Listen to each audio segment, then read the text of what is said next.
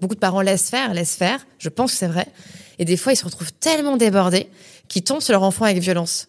Tu vois, ils aussi entre le permissif et l'autoritaire. Moi, je le vois comme ça dans les familles que j'accompagne. Il y a beaucoup de souffrance et beaucoup de parents sont paumés. Et moi-même, tu vois, des fois, je sais même plus comment faire. En tant que psy, tu vois, c'est tellement compliqué de poser un cadre. Donc, voilà.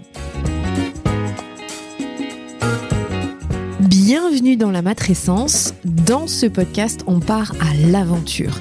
L'aventure la plus merveilleuse et difficile de la vie, la parentalité. Laissez-vous embarquer au travers des épisodes qui explorent toutes les facettes, des plus complexes aux plus fun, du monde des parents. Apprenez, riez, pleurez, découvrez et débattez en écoutant la matrescence. Nous avons une mission, vous donner des clés pour vous accompagner à n'importe quelle phase de votre parentalité. Je suis Clémentine Sarlat, votre hôte depuis mars 2019 déjà. Je suis ultra curieuse, très enthousiaste, mais beaucoup trop bordélique. Je suis aussi maman de 3 petites filles qui m'aident à me remettre en question quotidiennement. Et dans une autre vie, j'ai été journaliste sportive à la télé et aujourd'hui, je vous aide à rayonner dans votre parentalité. Abonnez-vous pour ne rien rater. Allez, let's go!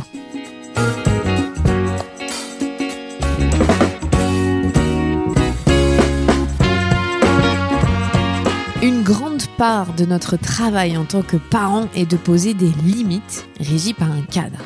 Facile à dire, mais difficile à appliquer ou à déterminer au quotidien, je vous le concède. Si comme moi, vous avez été perdu ou vous êtes perdu, si vous avez testé des choses mais ne comprenez plus vraiment comment faire, alors pas de panique, j'ai la personne qu'il vous faut. Héloïse Junier fait son grand retour dans le podcast, à peu près une fois par an, je la reçois ici dans la matrescence.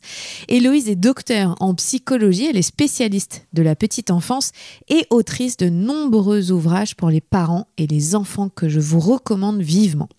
Dans l'épisode, Héloïse reprend les bases, vous explique ce qu'est le cadre et à quoi il sert. Elle vous rassure et vous aide à y voir plus clair. Si cet épisode vous a été envoyé par votre partenaire, alors bienvenue et embarquez avec nous pour une discussion passionnante digne d'une masterclass premium. Je vous souhaite une très bonne écoute. Salut Héloïse. Salut Clémentine. Je suis ravie de t'accueillir dans un nouvel endroit, parce qu'on en est à peu près à notre 5e épisode, mais je ne t'ai jamais reçu dans un autre endroit que chez moi ou chez toi. Et oui, absolument, ouais, tout à fait. Donc on est dans un endroit neutre, terrain neutre, pour ce 5e épisode ensemble. Aujourd'hui, j'avais envie qu'on parle d'un sujet qui est central, qui est, je pense, un des plus importants dans la parentalité. C'est comment on met un cadre avec nos enfants. Alors déjà, ma première question, c'est quoi un cadre ? Alors, c'est quoi un cadre ? Il y a plein de manières de définir le cadre. Moi, je dirais qu'un cadre, c'est un ensemble de règles, de limites, d'interdits que tu poses toi en tant que parent et avec le coparent à la maison, avec tes enfants. Pour moi, c'est ça, un cadre. Donc ça, c'est ce que tu fais une fois que tes enfants ils sont grands, ou est-ce qu'un cadre, ça se pose très tôt? Mais en fait, tu vois, avec les petits, c'est vrai que souvent on parle plus de maternage ou de parentage avec les tout petits que vraiment d'éducation. Pour moi, le cadre, mais c'est subjectif ce que je te dis, mais pour moi, le cadre, ça renvoie plus à de l'ordre de l'éducatif, à l'éducation. Et quand t'es avec un nourrisson de 6 mois, genre t'es pas dans l'éducation. T'es là à essayer de répondre à ses pleurs, à essayer de dormir, d'enchaîner des nuits. Mais donc pour moi, le cadre, ça rapporte plus à l'éducation, et c'est quand l'enfant commence un petit peu à grandir.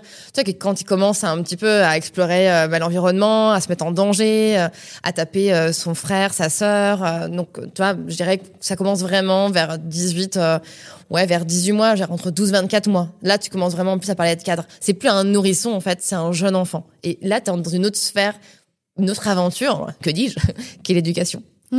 C'est pour ça aussi que peut-être pour les parents, c'est un peu perturbant quand l'enfant arrive vers les 18 mois ou les 2 ans qui commence à dire non, à s'affirmer, parce que d'un coup, on est là... Ah, je ne fais plus ce que je veux de toi. Mais ouais, il y en a plein qui déchantent, en fait. C'est la désillusion parentale totale.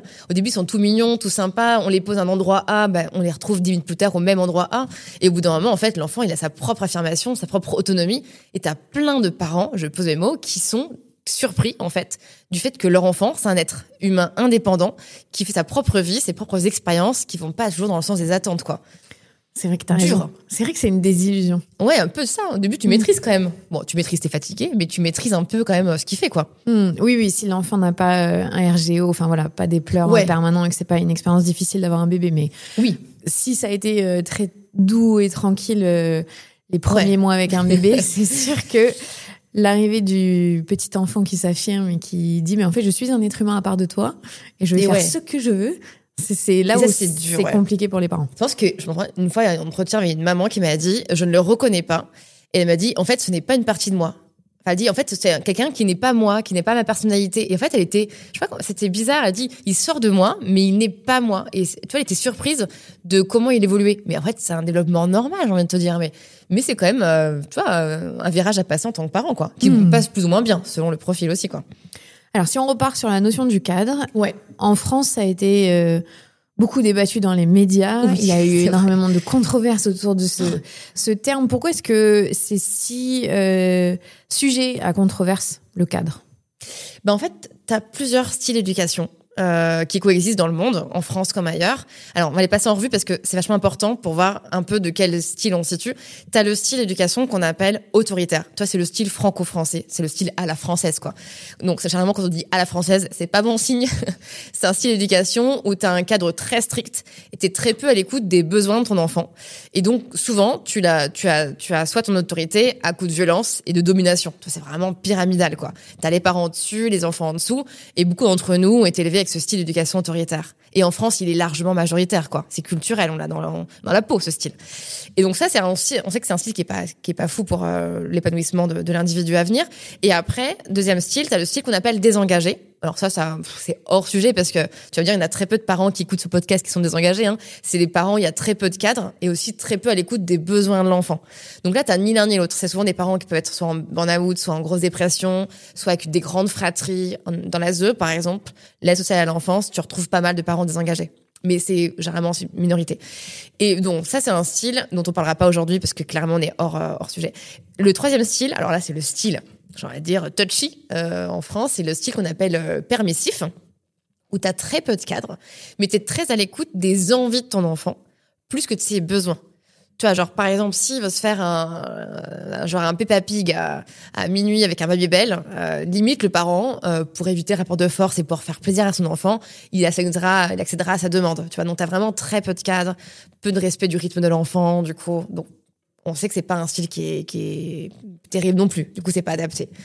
Et en fait, le quatrième style dont on parle très peu dans les médias, ou en tout cas, je pense pas correctement et qui est sujet à beaucoup d'incompréhension, c'est le style démocratique. C'est-à-dire, tu as un cadre, ton cadre, il est là, et tu as l'écoute des besoins de ton enfant, et pas que de ses envies. Et en fait, il y a beaucoup de professionnels en France, on en a connu, j'en ai rencontré, notamment dans les médias, qui font cette confusion volontaire, je pense, entre le style permissif et le style démocratique, qu'on appelle rien d'autre que éducation positive dans le langage populaire, ou parentalité bienveillante, appelle-le comme tu veux. Donc, tu as un cadre, mais tu l'appliques pas avec violence, tu l'appliques avec respect de ton enfant. Mais il y a des vraies confusions qui s'opèrent. En tout cas, c'est vraiment des styles qui sont différents. Donc c'est vraiment la controverse, elle naît de la confusion en fait. Et ben elle naît de cette confusion parce que mais il n'y a pas que des psys qui disent ça. T'as aussi des médecins, t'as des enseignants, t'as beaucoup même de parents eux-mêmes qui se disent mais il y a plus de cadre aujourd'hui. Aujourd'hui, les enfants n'ont plus de limites. Enfin, beaucoup disent ça. Et en fait, je pense que ces personnes-là qui assistent des fois à des scènes où les parents manquent de cadre dans une situation, t'as plein de biais possibles parce que déjà, est-ce que le parent il est le même quand on observe la scène que à la maison? Et souvent, les parents sont plus cool en présence d'un spectateur et ils sont plus durs à la maison. Et puis surtout, il se trouve que les parents, quand on regarde un peu les stats, on dit ouais, les Français sont laxistes, nanana. Mais en fait, les stats, elles montrent quoi? Le dernier sondage de 2024 de la Fondation pour l'enfance montre que 81% des parents pratiquent des violences éducatives ordinaires. Donc on est loin d'être un pays laxiste. On sait qu'on est un pays violent et on est réputé pour être comme ça avec nos enfants. Donc cette manière de dire oui, les parents sont laxistes, manquent de limites, je pense que les stats le confirment pas. Et en plus, je pense que beaucoup de parents savent qu'il faut pas poser un cadre avec violence auprès de leur enfant. Tu vois, donc beaucoup de parents laissent faire. Je pense que c'est vrai. Et des fois, ils se retrouvent tellement débordés qu'ils tombent sur leur enfant avec violence. Tu vois, ils aussi entre le permissif et l'autoritaire. Moi, je le vois comme ça dans les familles que j'accompagne. Il y a beaucoup de souffrance et beaucoup de parents sont paumés. Et moi-même, tu vois, des fois, je sais même plus comment faire. En tant que psy, tu vois, c'est tellement compliqué de poser un cadre. Donc, voilà. Et tu dis toi, en tant que psy, en tant que maman, parfois c'est difficile? Oui, mais en tant que psy, ça va, pas de problème de cadre. En tant que maman, ouais. Oui, en tant que maman, en fait. Tu vois, en fait, après, il y a aussi une autre réalité, c'est que on sait la théorie, moi je dis souvent c'est le monde de la recherche. Le monde de la recherche, c'est un monde merveilleux où t'as plein de bonnes idées, t'as plein de connaissances qui sont fiables, plus ou moins d'ailleurs, et t'as la vraie vie. Et à chaque début de conférence ou formation, je dis toujours aux familles et aux pros, il y a un gap, mais de fou, entre la théorie et la pratique, entre la recherche et la vraie vie. Et moi-même, j'ai beau connaître tout ça sur le bout des doigts, c'est mon domaine d'expertise, je plonge dedans ça fait 15 ans que je suis dedans, je n'arrive pas à appliquer tous ces conseils plus de, 60-70% du temps. Pas plus, quoi. C'est trop dur. Donc la parentalité, je pense que c'est une énorme aventure compliquée. Alors pourquoi est-ce que c'est important de poser un cadre ? Qu'est-ce que ça implique pour l'enfant ? Alors en fait, déjà, le cadre, c'est vraiment la base. Je dirais déjà, c'est une base de sécurité.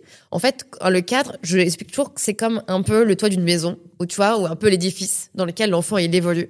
C'est que le cadre soit un peu strict ou pas strict, c'est quand même quelque chose de sécurisant pour l'enfant. Et puis, c'est aussi un environnement de construction. C'est vrai que si, imaginons, on va prendre un cas extrême. Tu vis dans une parentalité, un environnement qui est permissif. Si tu as envie de faire quelque chose, même si ça va à l'encontre de tes besoins fondamentaux, de ton besoin de sommeil, ton besoin de manger correctement, on accède à ta demande. Bon, je sais pas combien de familles sont vraiment permissives 100% du temps. N'empêche que c'est un côté non sécurisant. Déjà, tes besoins fondamentaux ne sont pas satisfaits.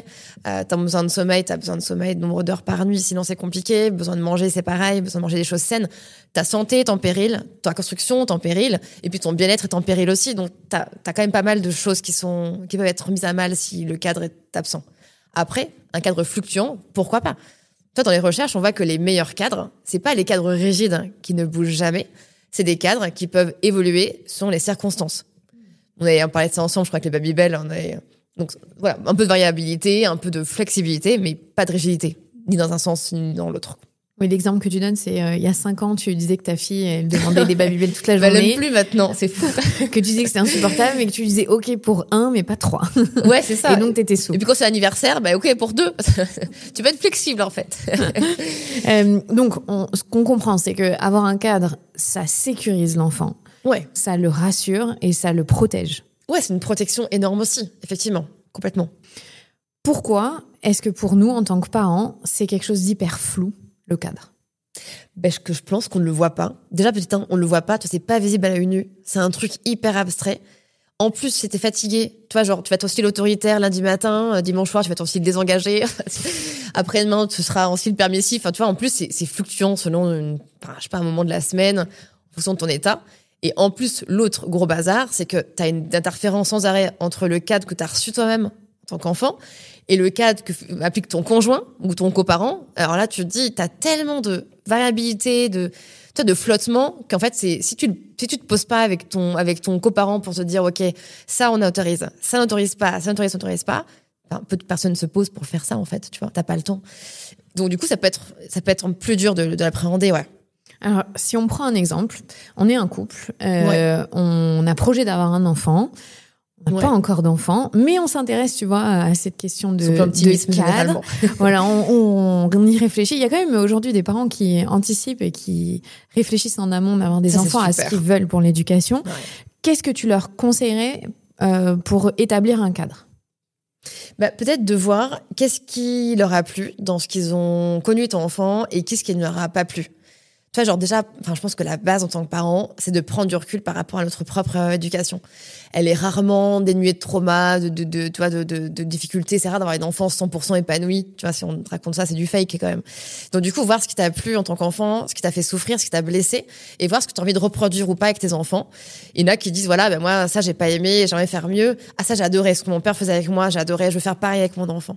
Et donc, confronter, c'est un peu ces deux enfants un peu intérieurs, tu les confrontes dans une même, je sais pas, dans un même, j'allais dire meeting, c'est pas meeting, c'est rencontre dans les deux parents, tu confrontes ces deux enfants intérieurs et tu vois qu'est-ce qu'on choisit d'un commun accord pour notre enfant à venir. C'est vraiment une espèce d'état des lieux où on débroussaille un petit peu, on fait le ménage sur nos paliers respectifs avant d'avoir un enfant. Ça, c'est hyper utile. Parce que quand l'enfant est arrivé, après, on est tellement fatigué, en tension, le couple, forcément, il est fébrile. Et c'est pas ces moments-là où tu es vraiment plus constructif avec ton conjoint, quoi. Qu'est-ce qui est le plus important à avoir en tête quand on veut faire fonctionner un cadre ? Tu sais, on parlait de la sécurité, de protéger. Sur quoi on doit être intransigeant ? Alors c'est vrai que ça c'est une très bonne question parce que souvent les parents disent mais qu'est-ce que j'autorise et qu'est-ce que j'autorise pas. En fait, chacun fait ce qu'il veut, chacun a sa tambouille, mais t'as vraiment des incontournables. Tout ce qui touche à la santé. Enfin, je me dis que quand ça touche à la santé, tu vois, si ton enfant refuse un lavage de nez, bah c'est de la santé. Si ton enfant refuse des médicaments, bah c'est sa santé. Donc tu peux pas transiger avec tout ce qui touche à la santé de ton enfant. Deuxième point, c'est le respect des autres. Je me dis toujours que du moment où ça impacte pas la liberté de l'autre ou le respect de l'autre, où ça blesse pas l'autre, bah c'est ok. Et l'interdit universel, ce serait de ne jamais faire mal à l'autre. Ce serait un peu interdit universel, tu vois, c'est un peu intransigeant. Et le troisième aussi, c'est tout ce qui est lié aussi à la... Ah, j'ai oublié. On a fait la santé. Juste avant, j'avais la santé, du coup... Le respect. Ah oui, la sécurité. Et la sécurité, mais alors la sécurité réelle et pas sécurité estimée. Toi, par exemple, en crèche, on a des débats de fous qui peuvent durer 2 heures en réunion sur est-ce qu'il a le droit de monter ou pas sur la table. Tu vois, ça, c'est un débat où ça peut animer des profs d'enfance pendant facilement 2 heures, quoi. Plus qu'une série Netflix, tu vois, de bonne qualité. C'est vraiment un truc. Et en fait, on se dit, mais ok, mais est-ce que l'enfant, il est vraiment en insécurité quand il monte sur une table? Là, qui vont dire oui, non. Et en fait, on remarque quand même chez absolument 99% des adultes, beaucoup d'adultes, qu'il y a une marge énorme entre la sécurité réelle et la sécurité estimée. Enfin, est-ce que vraiment l'enfant, sa sécurité qui est mise en jeu s'il monte sur une table? Et en fait, rarement, tu vois. C'est plus un problème de peur d'adulte, en fait.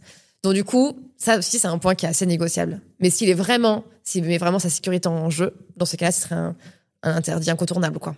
Oui, donc c'est par exemple traverser, on tient toujours la main, ouais, avec un enfant. Ouais, c'est ça. Genre faire le poirier sur le bord du 5e étage de la fenêtre. C'est pas possible. Ce n'est pas possible. Toi, il y a vraiment des trucs qui mettent en insécurité, mais pour de vrai, tu vois. C'est pas juste... Grimper sur le canapé, c'est bon. C'est clairement... Ouais, oui. Ça, c'est plus de la convention culturelle, tu vois. Ça, c'est clairement négociable selon les foyers. Mais c'est vrai que c'est des petits détails auxquels on pense pas avant d'avoir des enfants, de se dire... Comment ça, toi, t'autorises pas qu'il y ait grimpe sur le canapé, mais moi, je m'en fiche. Bah ouais, et en fait, on est confronté au moment présent de se dire, ah, ok, donc là, on n'est pas d'accord. Et c'est difficile quand on est sur le fait accompli. Si on n'a pas anticipé. Mais c'est encore plus difficile de voir toutes les situations qui peuvent arriver. On peut pas quasiment. Mais en fait, tu peux pas. Mais en fait, tu en discutes au fur et à mesure, quoi. Le truc qui se passe dans pas mal de familles, enfin, que les personnes me confient, alors ça, surtout les femmes, hein, je te cache pas, elles me disent, moi, je suis au clair avec ci, ça, j'ai vachement travaillé ma parentalité, j'ai bossé ma remise en question totale. Et par contre, mon conjoint, il est sur les vieux relents d'éducation de sa famille, il arrive pas à prendre du recul, il arrive pas à raisonner l'éducation. Et du coup, ça crée mais vraiment des divergences fortes, mais des fois violentes en termes d'éducation dans les familles. Vraiment très fortes. Et c'est dommage, en fait, parce que... Et bien sûr, le compagnon veut pas aller chez le psy ou chez... Bien sûr, c'est évident. Donc ça crée vraiment des fois des points de non-retour où ils n'arrivent plus à communiquer ensemble, quoi. Justement, comment on sort de ce schéma un peu binaire où il y en a un qui est... pour l'évolution, qui fait son travail, et dans un couple hétérosexuel, souvent c'est la femme qui est en charge du projet éducatif et l'homme qui est un peu plus résistant. Comment tu fais dans ces cas-là pour aider le dialogue en tout cas et faire en sorte que chacun se sente respecté dans ce qu'il a besoin? En fait, là, c'est marrant parce que c'est la question que m'a posée une journaliste ce matin, magazine Parents, et je savais pas quoi répondre. C'est toujours la situation, je trouve, extrêmement compliquée. Parce que tous les tips qu'on me proposait, ça dépend tellement du profil du compagnon. En fait, l'idée serait, alors, pour la conjointe, mais pour la femme, ce serait d'essayer d'écouter déjà ce que son compagnon a à lui dire. Tu vas essayer mais après, ça, c'est en théorie. En pratique, c'est tellement bordel. Mais c'est se dire, voilà, j'entends que c'est compliqué pour toi. Tu ressens quoi quand il fait ça? Pourquoi t'as besoin vraiment, toi, de dire non? Pourquoi t'as besoin, des fois, de lui crier dessus quand il fait pas ce que tu demandes? Vas-y, dis-moi ce que tu ressens, en fait. Donc, essaie déjà de faire un pas en avant. C'est facile, hein. Des fois, ça demande beaucoup de prise. Enfin, voilà, on prend sur nous, en tant que femme, d'aller vers l'autre en le faisant preuve d'empathie. Et ça peut être une manière pour lui de baisser un peu les armes et d'essayer de communiquer sur ça. Mais des fois, ça marche pas. Des fois, les personnes, tu leur dis qu'est-ce que tu ressens par rapport à ça, et dire mais attends, tu me saoules avec tes trucs de gonzesse. Enfin, j'ai une maman qui m'a dit ça, que son compagnon l'avait renvoyé vers ça aussi, parce que c'est très stéréotypé, très genré, alors que les hommes sont autant éducateurs que les femmes en fait. Donc du coup, ça dépend vraiment du profil. Donc déjà, faire preuve d'empathie, ça peut être une idée. Lui donner des supports aussi qu'il peut lire pour essayer de découvrir un petit peu ce que c'est que la parentalité non violente, par exemple. Ou écouter ce podcast. Ou écouter le podcast. Ouais, les podcasts aussi, effectivement. Enfin, donner des supports qu'il peut consulter. Mais souvent, les femmes me disent, ouais, mais il ne lit pas. Pareil, c'est très compliqué aussi. Ça, d'ailleurs, j'ai fait des BD pour que les hommes puissent lire à la base.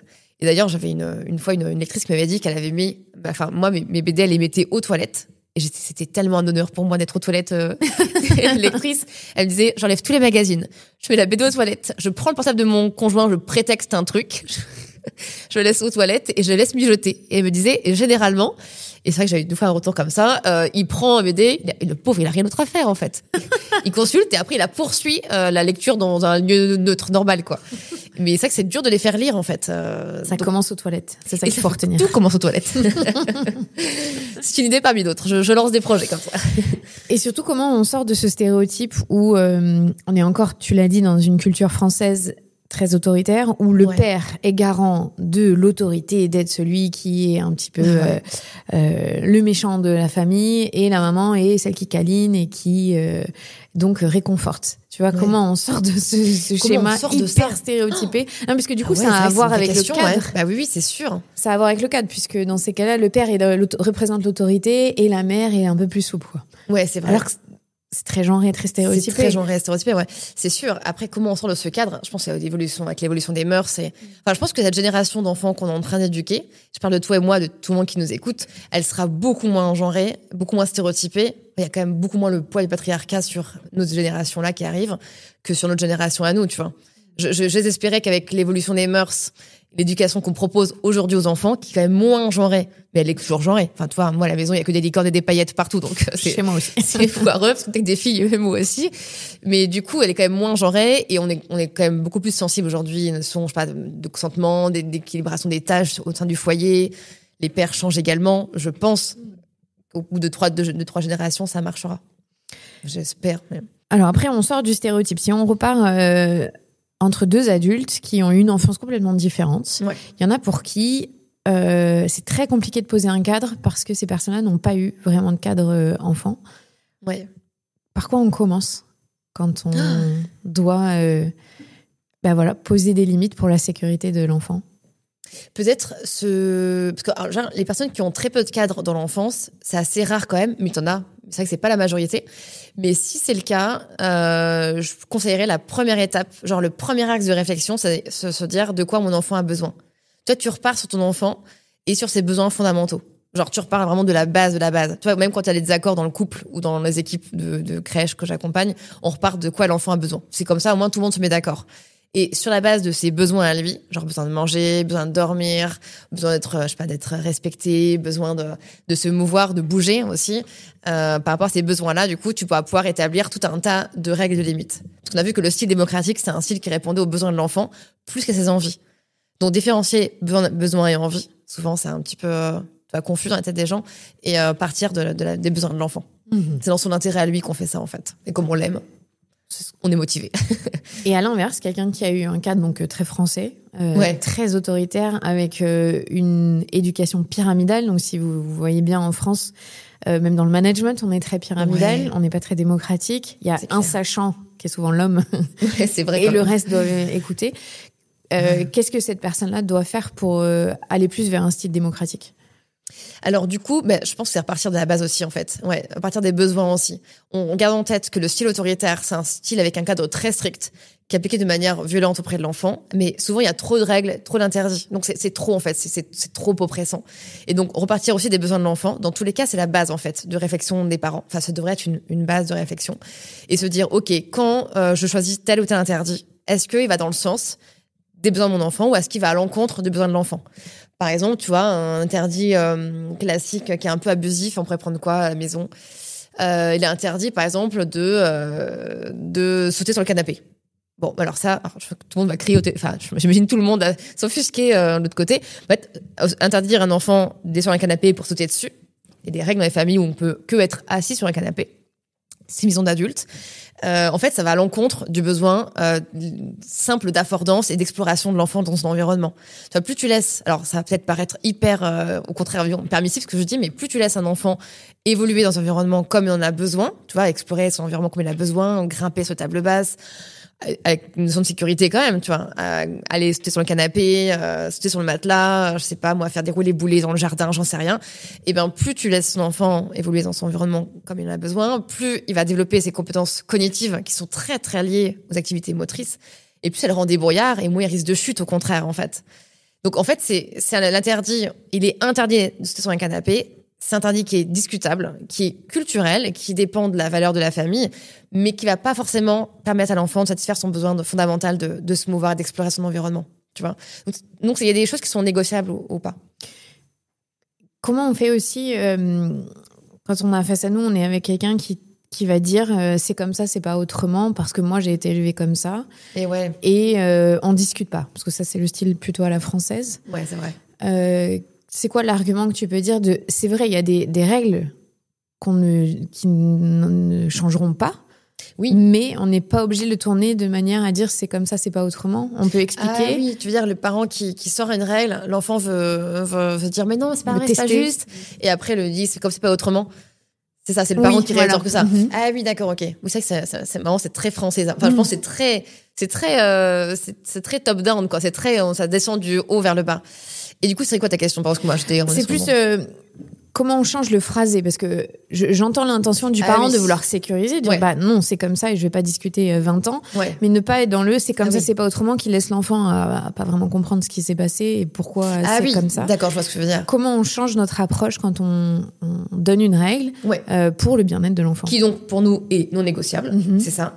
En fait, alors le mieux, en théorie c'est pareil, c'est un monde entre la théorie et la pratique, mais en théorie quand on a vraiment un interdit qui est non négociable, qu'on sort à l'enfant et on est vraiment sûr mais à 300%, dans ces cas-là, ce qu'on peut faire pour que ça passe mieux auprès de l'enfant, parce qu'on respecte l'enfant, parce qu'on estime notre enfant, c'est de lui expliquer effectivement pourquoi on a choisi cet interdit-là et être quand même à l'écoute de ce qu'il ressent, même si le cadre ne bouge pas.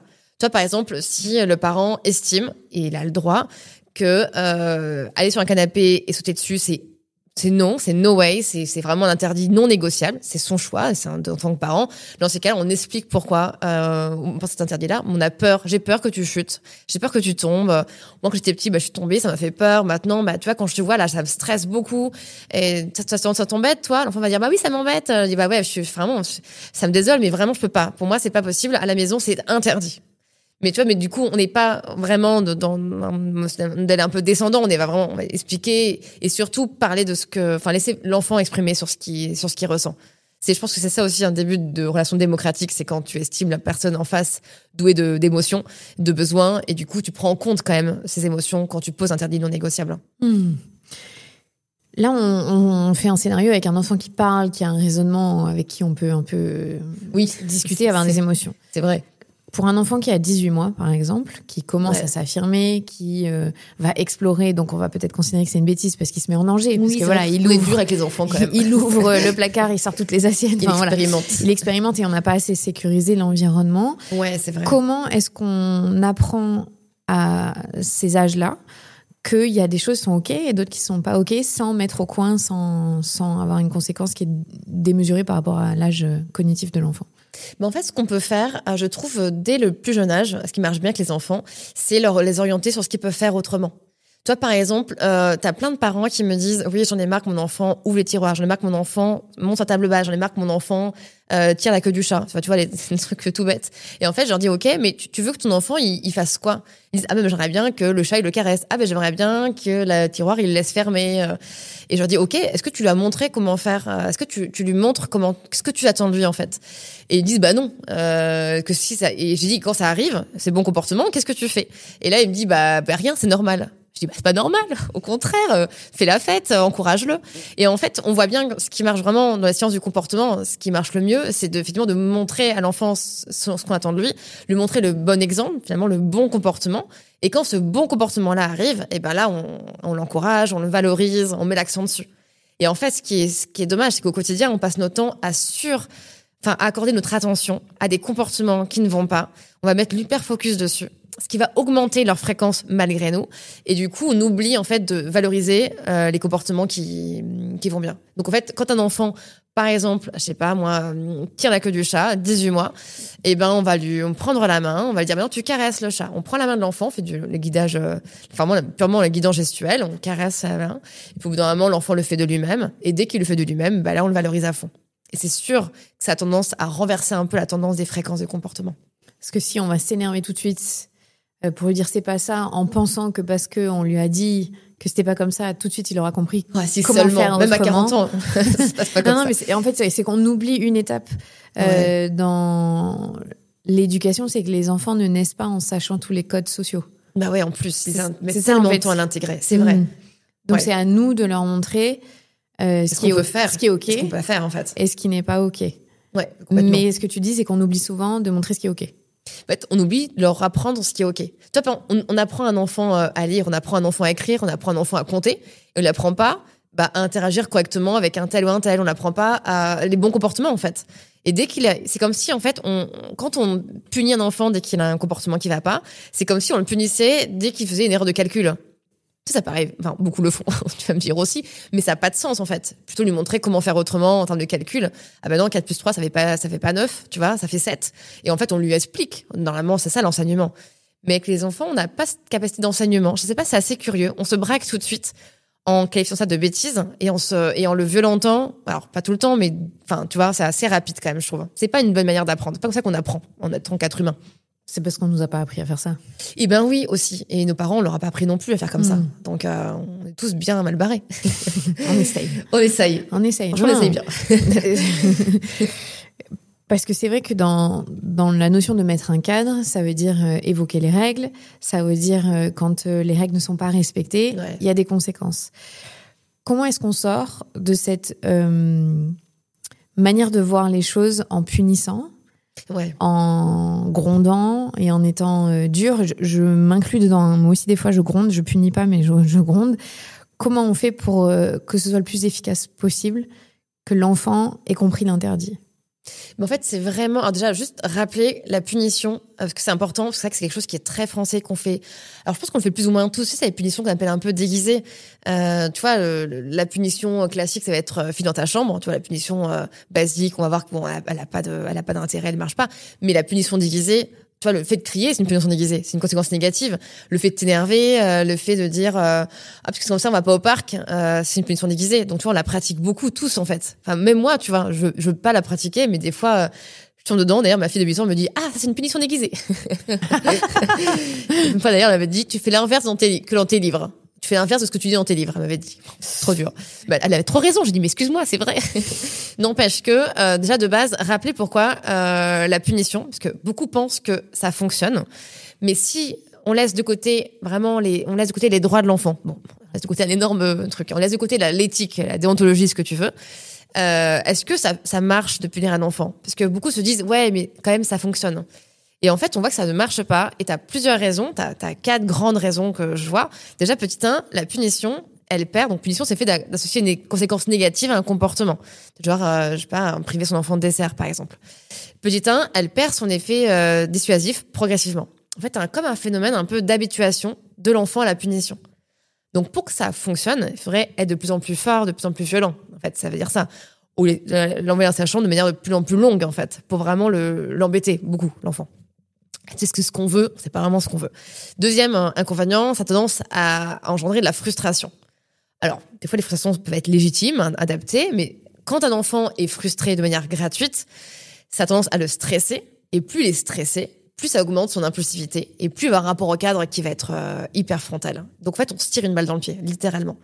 Et en plus, ça a tendance à détériorer la qualité de la relation entre l'adulte et l'enfant. Donc, plus en plus un enfant, moins la relation sera bonne. Et moins l'enfant aura cette tendance à être dans la coopération.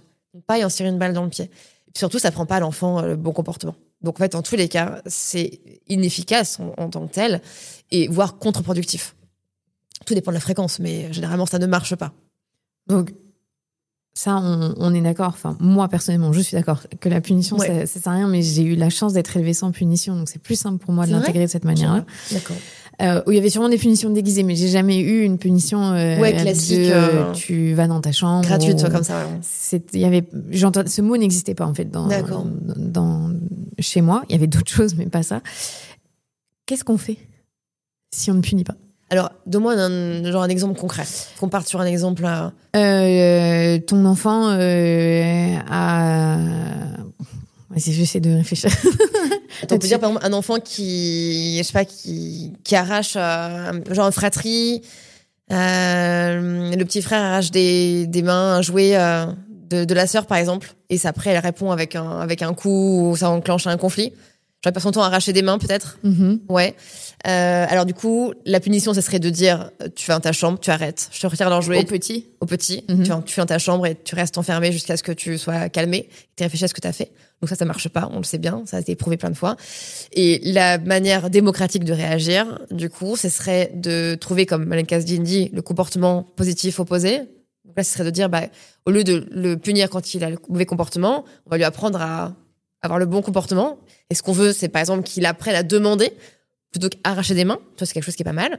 Et du coup, on va lui dire, écoute, non, tu vas demander le jouet et non l'arracher. Donc, on va insister plus sur le bon comportement.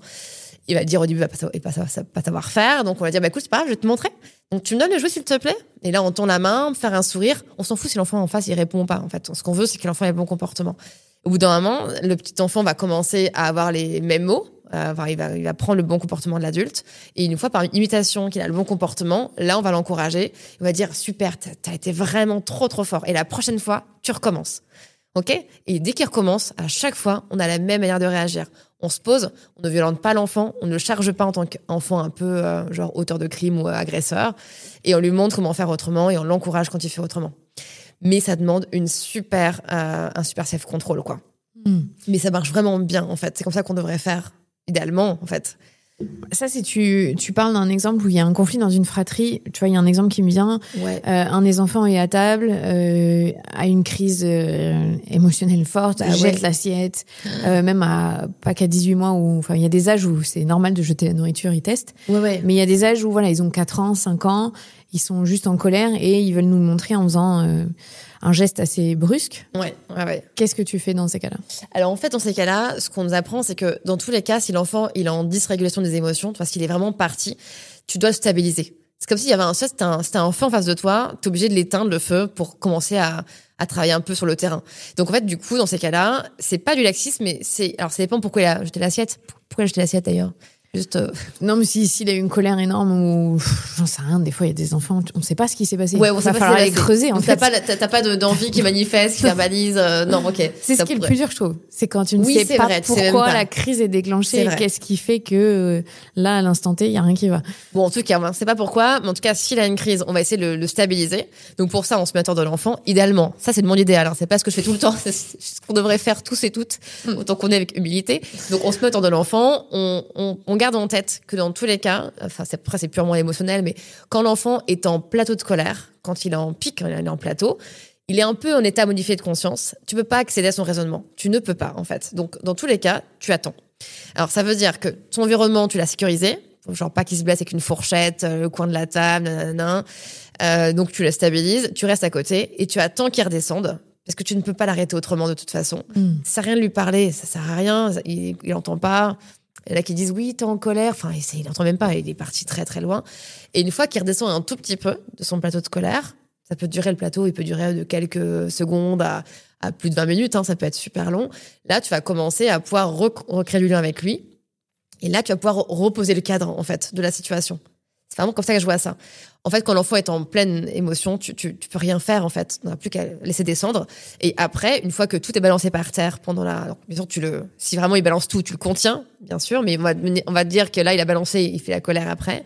Et après, du coup, tu lui dis, écoute, tu vois, regarde, t'as été en colère, tu vois, regarde, là, t'as vu ce que t'as fait, il y a plein partout par terre. Tu sais quoi, maintenant, tu vas réparer. Alors, si tu veux, je peux t'aider, mais tu vas enlever ça, tu vas ramasser l'assiette, tu vas mettre à la poubelle. Là, on va essuyer avec un torchon. Tiens, regarde, je passe un torchon. Et en fait, c'est bien qu'il y ait un peu de notion, un peu de réparation derrière, mais sans violenter l'enfant et sans l'humilier. C'est vraiment, genre, j'ai fait un truc qui allait pas trop à un instant T, mais avec ma mère, dans un respect mutuel, je répare. Parce qu'on garde en tête qu'ils sont quand même un peu en âge encore de gérer leurs émotions. Donc, bon, on comprend ça aussi. Mais on reste inflexible. Genre, si il a vrillé parce qu'il voulait, je sais pas, des Smarties en dessert, les Smarties, il ne les aura pas. Mais il est OK, mais le reste, c'est OK. Il a le droit d'être en émotion. Logique, quoi.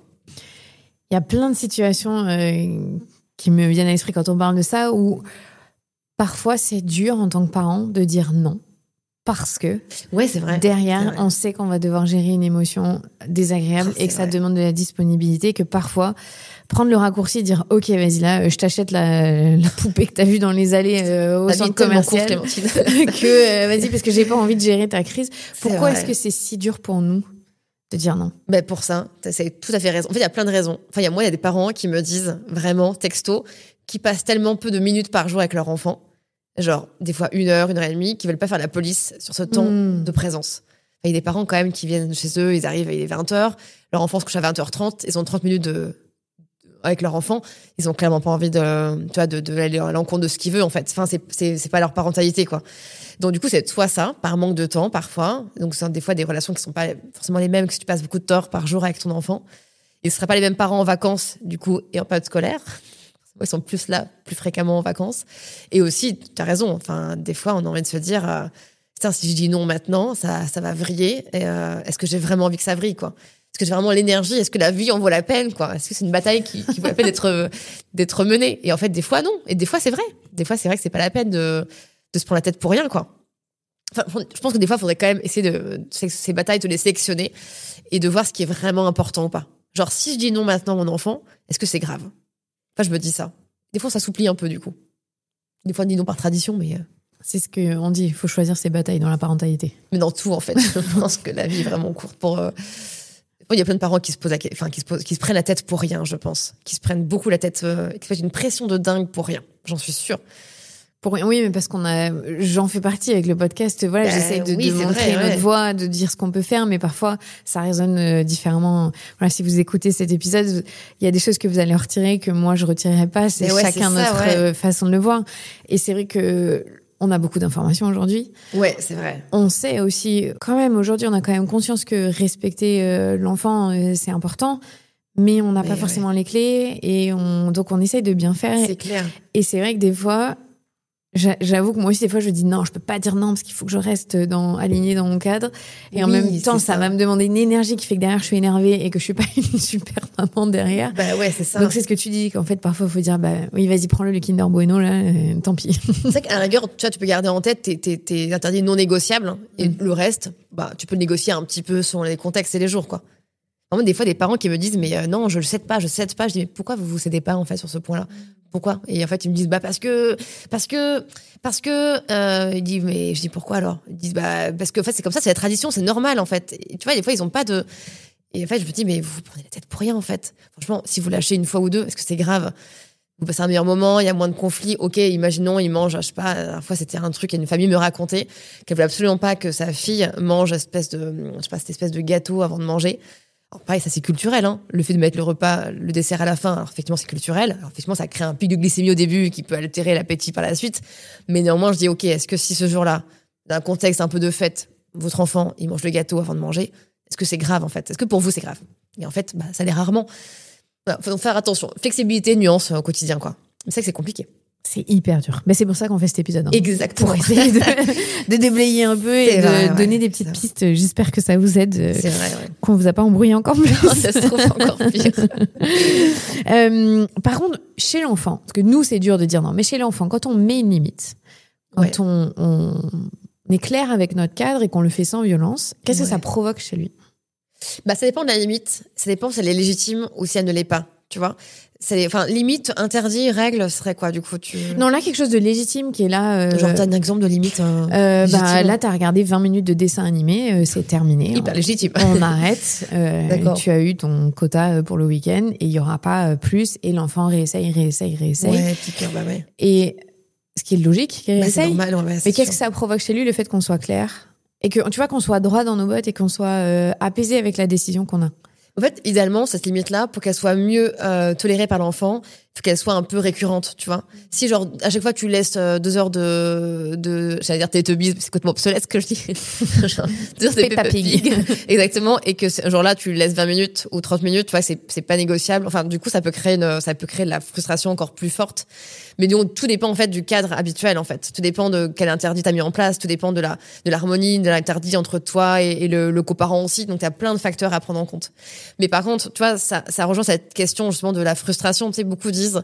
La frustration fait grandir. Les enfants sont plus assez frustrés aujourd'hui. Je crois qu'il y a sorti une débutée pareil, mais en fait, la frustration, elle existe, fait partie de la vie. Dès le début de la vie, l'enfant la vit, l'expérimente. Tout le monde a de la frustration. Mais c'est juste que les frustrations qui font vraiment grandir, c'est celles qui sont légitimes, petit 1, et qui sont accompagnées, petit 2, avec respect. Tout le reste, les frustrations gratuites, elles ne font grandir personne. Donc du coup, si cette frustration qui est induite par cette limite que tu poses, elle est légitime parce qu'elle est habituelle, elle est expliquée, elle est accompagnée, l'enfant aura plus de facilité à l'accepter que si elle est illégitime ou qu'elle s'accompagne de violence, tu vois, par exemple. Et la récurrence, la régularité, c'est ce qui fait qu'un cadre est entendable et sécurisant pour l'enfant. Ouais, c'est vraiment la régularité. Après, il y a souvent des parents qui me disent « Est-ce que si mon conjoint n'a pas le même cadre que moi, c'est grave pour l'enfant ?» Alors, en soi, c'est pas fou, c'est pas l'idéal, mais on fait avec la vraie vie. Et en fait, ce que je leur explique, c'est que souvent, l'enfant s'adapte assez facilement, se synchronise, en fait, avec son interlocuteur. Et quand on ça s'adapter un peu au mode de vie de chaque personne. Il y a des enfants qui savent très bien ce qu'ils peuvent faire quand leur parent est là, le père est là, ce qu'ils font pas avec la mère.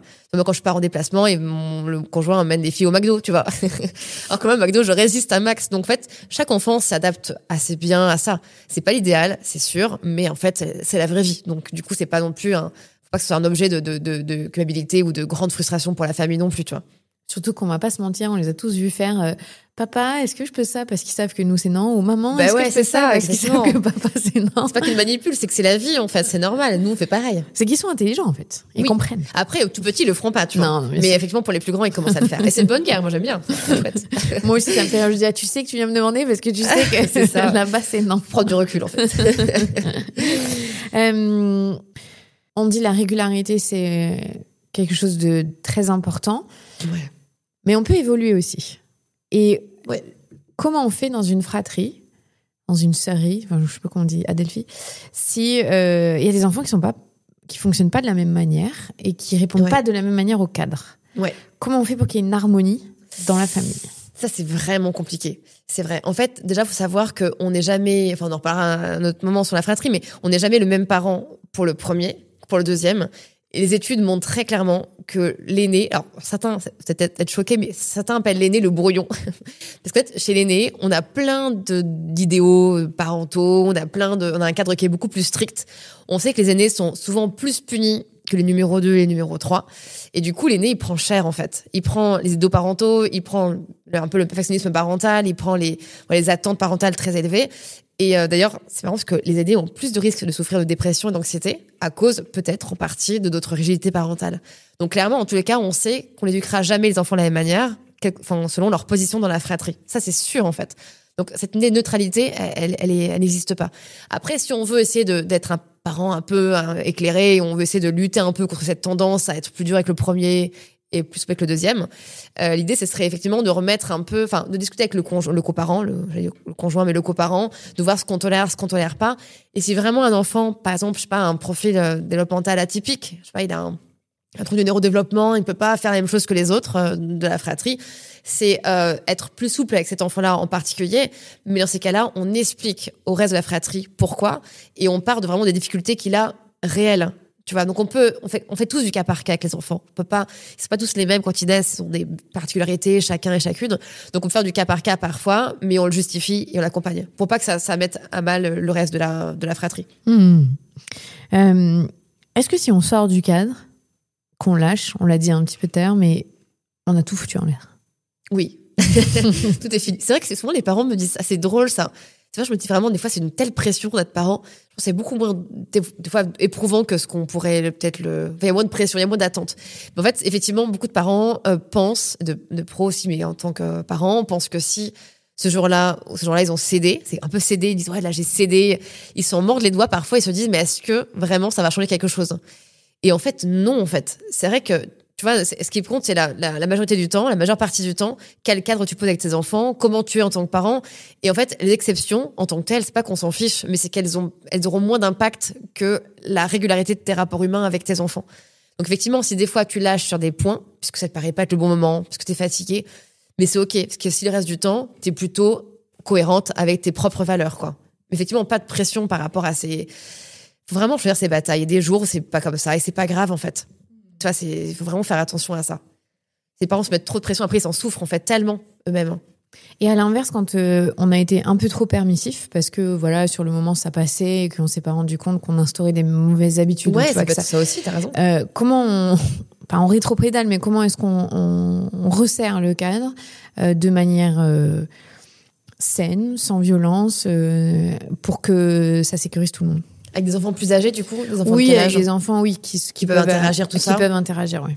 En fait, câlin, ce qui est pas mal, c'est d'en parler déjà avec le coparent. Toi, tu discutes avec le parent, tu communiques, tu dis voilà, là, on a été un peu souple quand même, ça, on a un peu abusé, qu'on a peut-être un peu détendu.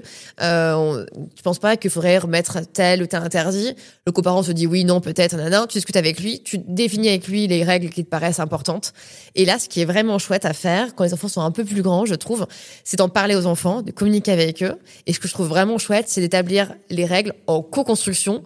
Avec eux, genre on va faire voilà, il y a une nouvelle règle qui vont mettre mise en place parce qu'on a remarqué que là c'est embêtant pour vous, c'est embêtant pour nous, c'est pas confortable pour la famille. Donc on va mettre en place des nouveaux interdits, des nouvelles règles, c'est mieux des règles que des interdits, et du coup on peut les écrire aussi noir sur blanc. Ça marche bien.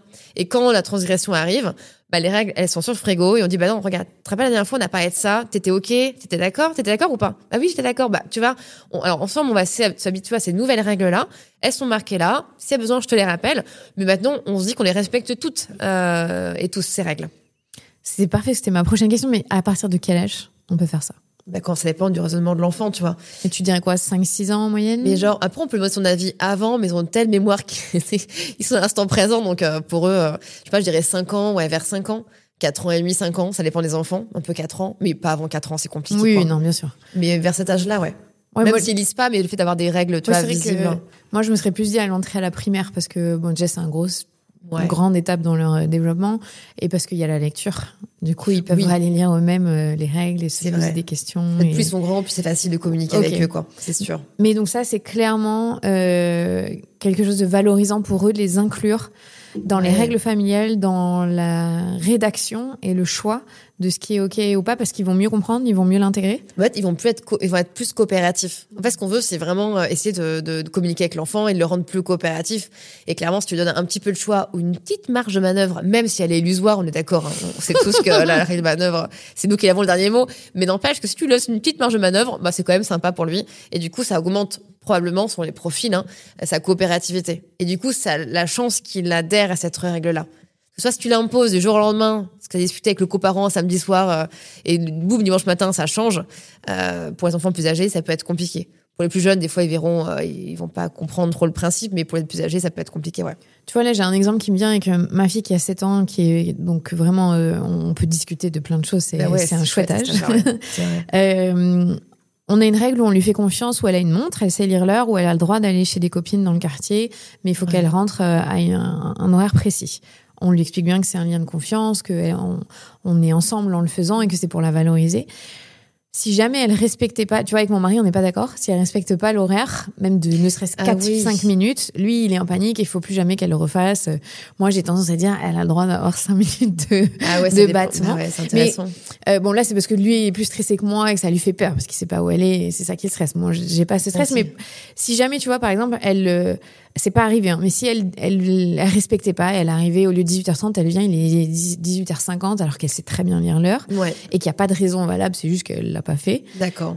Est-ce qu'il y a une conséquence valable? Est-ce que ce serait maintenant on te fait plus confiance, tu ne peux plus y aller, ou est-ce que ça serait pas valorisant pour elle et ça aurait aucun intérêt? Le problème, c'est que je ferais pas tomber de la punition déguisée, tu vois, parce que comme ça, tu vas plus chez tes copines. Là, on n'a rien gagné parce qu'elle va être moins coopérative, elle va être plus en rapport de force. En fait, on va laisser des plumes tous autant qu'on est, en fait. Donc, si ça arrive, régulièrement, ça arrive ponctuellement, c'est la première fois que ça arrive, on va essayer de se demander, on va dire, écoute, là, il était 18h30, je t'ai pas vu arriver, ça m'a inquiété. Franchement, j'étais vachement inquiète en tant que maman, tu sais, en tant que parent, on est toujours inquiet, tu verras quand tu seras maman, ça sera pareil. S'il va être maman, s'il veut pas, d'ailleurs, c'est son choix. Mais du coup, on va l'interroger sur ça, lui parler de ce qu'on a ressenti, et aussi, on est déçus. On n'est pas déçus d'elle, en fait. On est déçus un peu de son comportement. On va dire, je comprends pas ce qui s'est passé. Habituellement, tu es super ponctuel. Et là, elle va s'expliquer sur son point de vue. Mais je pense que plus on crée, à ce moment-là, un lien vraiment de communication, on se dit, je suis vraiment étonnée de ce que tu as fait, là. Tu m'expliques. Ça risque moins de se reproduire que si on entre en rapport de force et on va absolument avoir un dernier mot. Et je pense vraiment que priver un enfant de ses libertés comme ça, je comprends le projet, je comprends qu'on a envie de le faire. Si ça arrive trop souvent, on va le faire, mais c'est pas la meilleure option, la première option à essayer, quoi. En tout cas. T'as dit un truc hyper important dont on n'a pas parlé, c'est ce rapport de force, en fait. Ouais. Quand on met un cadre, parfois, on a juste tendance à vouloir être dans un rapport de force de ce que je te disais tout à l'heure, c'est comme ça, c'est pas autrement.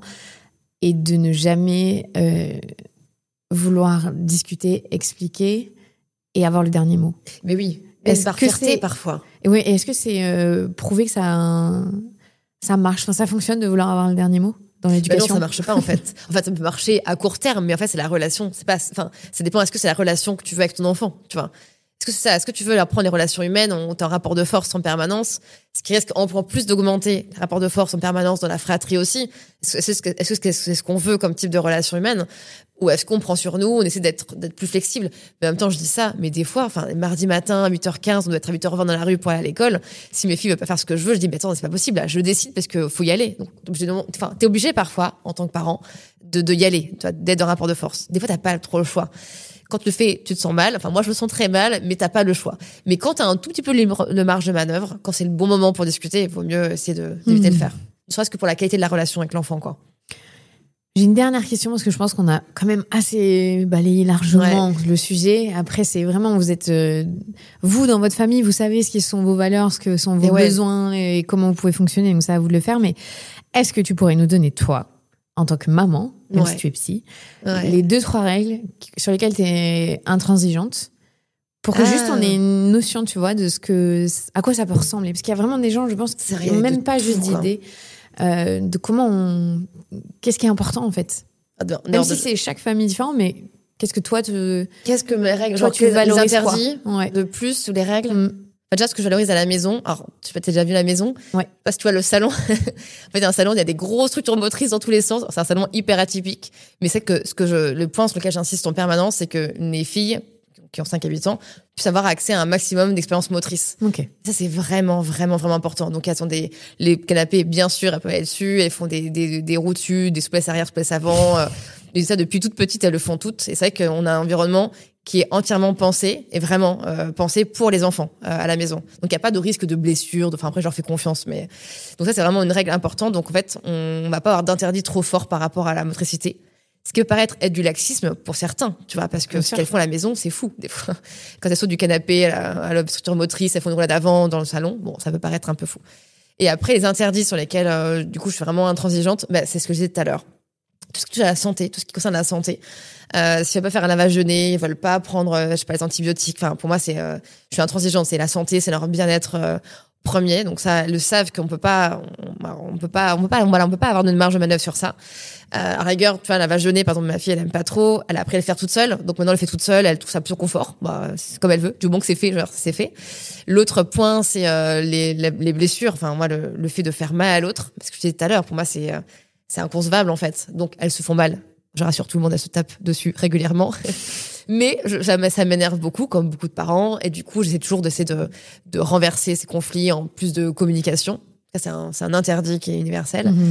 Et aussi tout ce qui est dans la sécurité. Mais la sécurité, je suis beaucoup plus large, je pense, qu'une famille classique.